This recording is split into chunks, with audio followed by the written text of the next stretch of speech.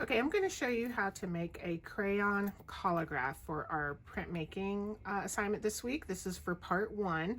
This is actually making the print. I made one a few minutes ago with just a couple of items of cardboard and a leaf and some crayons and paper. And I'm going to show you really quickly how to make something like this.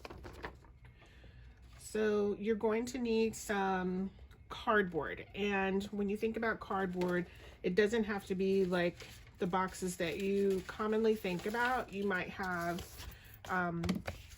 boxes, cereal boxes, or boxes for crackers. That's what I used to make this.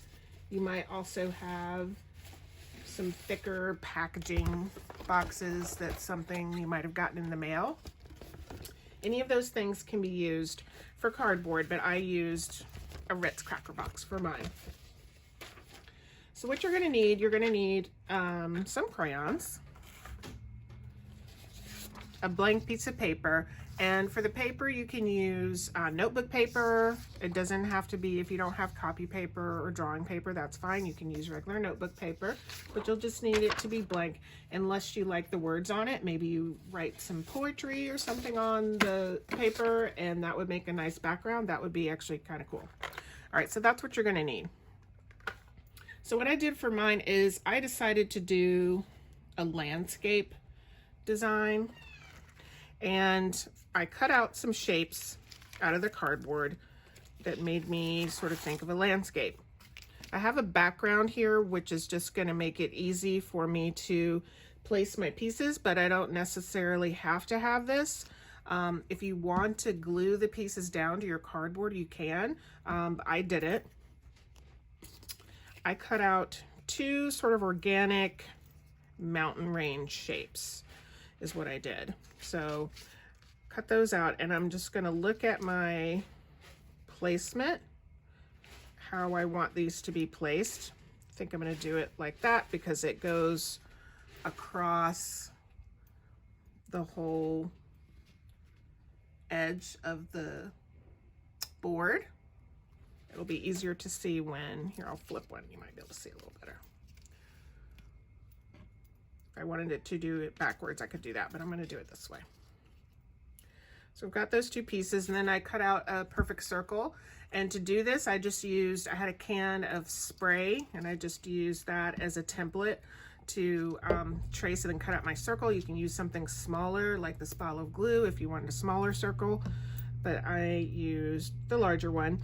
And instead of placing it way up here in the sky like that, I'm going to bring it down and sort of overlap it behind the mountains like it's rising. And the other thing that I used that created a really nice texture is this leaf, and I just found this out on the ground in my yard. Fresh leaves will be good. I had another one that was really dry, but I think that it was too dry to use. And it would crumple when I started doing the texture rubbing, so I'm not going to worry about that. So I'm just going to place that here, and that's the composition that I like.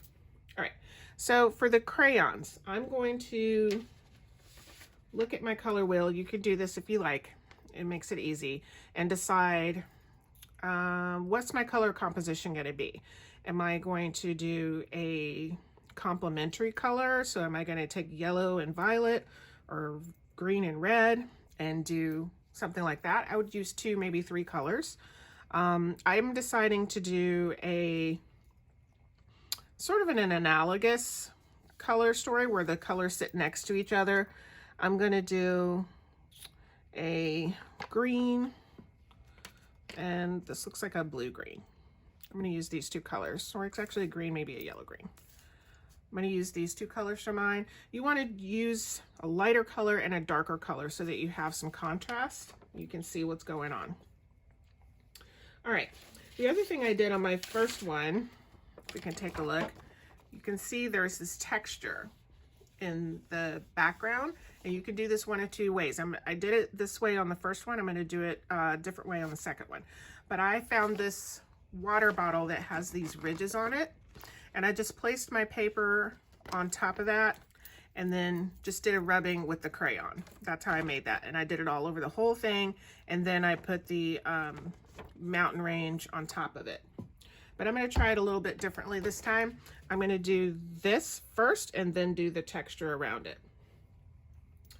All right, so I've got that laid out. I'm just going to take my paper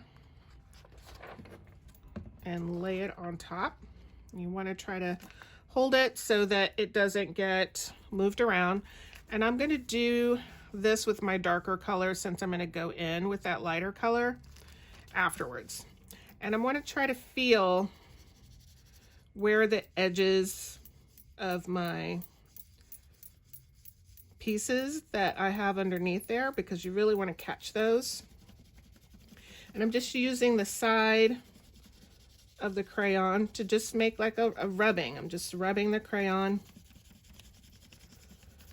on the cardboard pieces, trying to hold the paper in place there.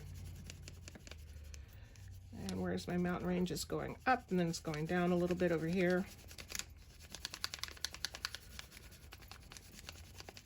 You can go back over it and make some of those edges darker, but just catching the edge. Now I'm getting to this point where I'm going to hit the leaf.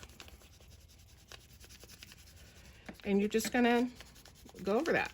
The nice thing about this is, as you can see as I'm going over it, is it picks up that texture of the veins of the leaf too. Get that stem in the middle. Go all around the edges and try to pick up as much texture as I can. And then I've got some mountain range over here. I'll make sure I get that. Okay, I got cut off there on the end. This is the second part. I went ahead and I did the moon shape that I missed, but I did it in a blue color because I wanted a little bit of a change. Now to do the background. So what I did on the last one was I used this bottle, and I'm going to do the same thing by just putting the paper on top there. I'm going to go in with this lighter green and just use the side of my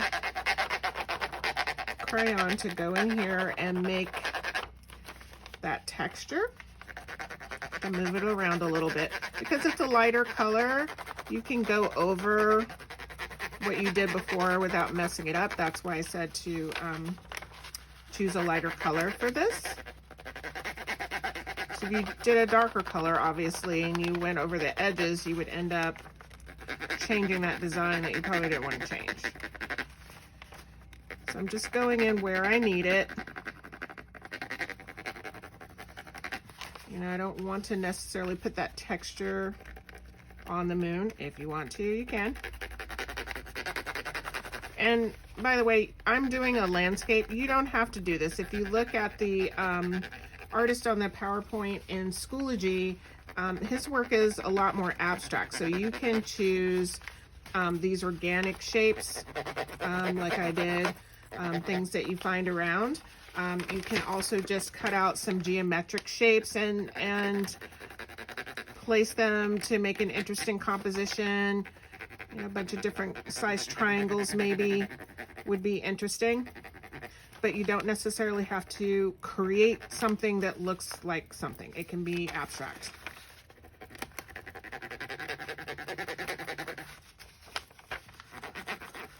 There we go. So now I've got